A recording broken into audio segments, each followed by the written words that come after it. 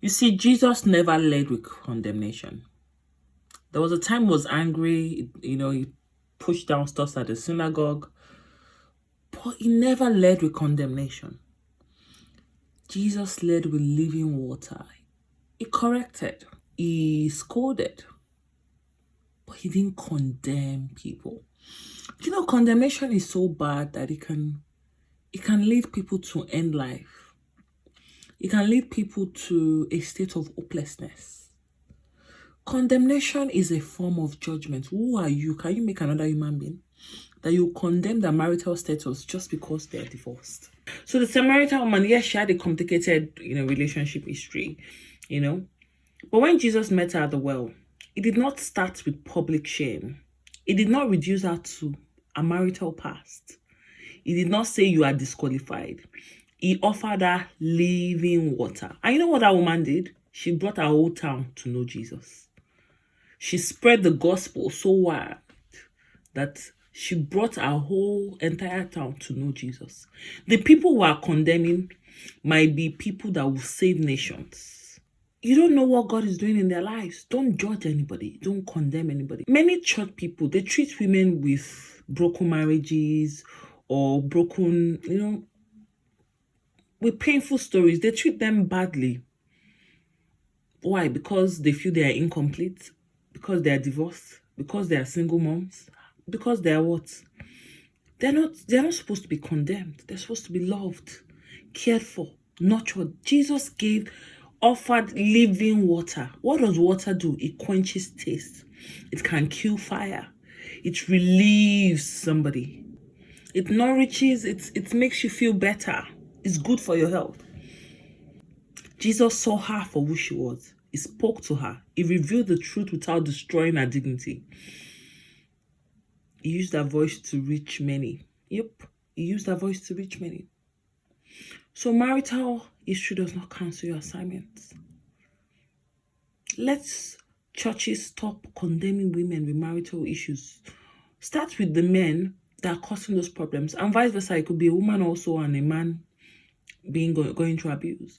My point is, let's deal with the abusers. Let's help the victims. Let us see how we can handle the abusers not to repeat those patterns. Let's help the victims. John 4, Jesus offers the Samaritan living water and engages our story without leading with condemnation. You see, God can still use anybody. In fact, God uses anybody that allows themselves to be used. Who are you as a pastor to condemn somebody for their way of life when you don't know their story?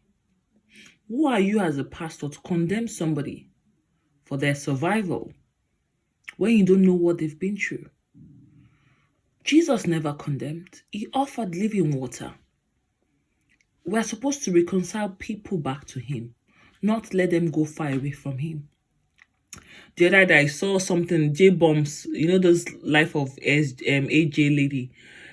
I saw J-Bombs also condemn her because somebody asked that lady if she prays.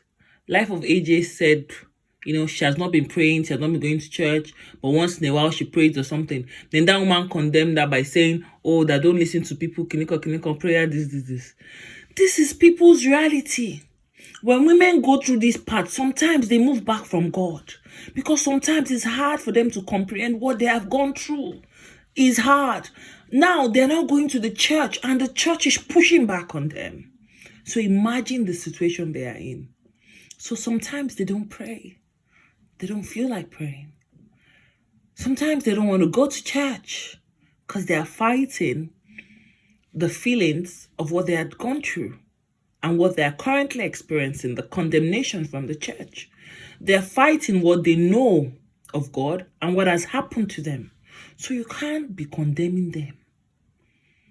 Jesus never condemned the Samaritan woman. Instead, he offered her living water. Think about everything water does to the body. When we see people in this situation that are divorced, that are single moms or single dads or going through marital breakdown, don't let us condemn them. Let the church draw them closer. Let's see how we will help them.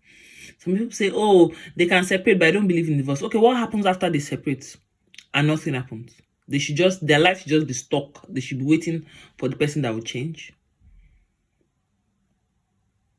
And if you are the victim or you're the abuser and you're going through this and you're watching this video, your pastor, your counselor, your therapist, they cannot make decisions for you.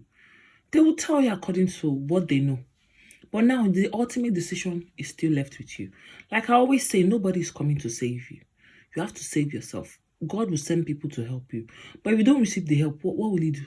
He will force it on you.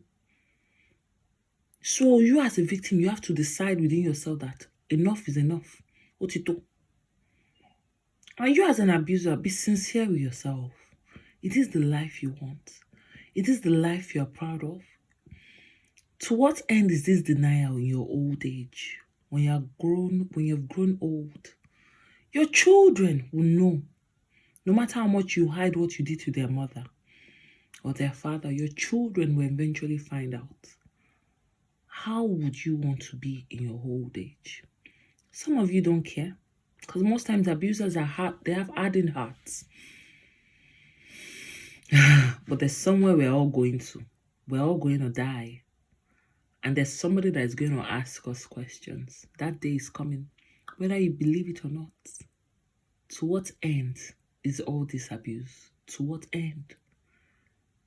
Have you lost your soul so much that it cannot be redeemed? Have you turned yourself to a god that you've forgotten that you did not make yourself? Stop condemning people that have already gone through marital breakdown. They've gone through a lot already. They need help. They need love. They need peace. They need our support. Enough is enough. Bye for now.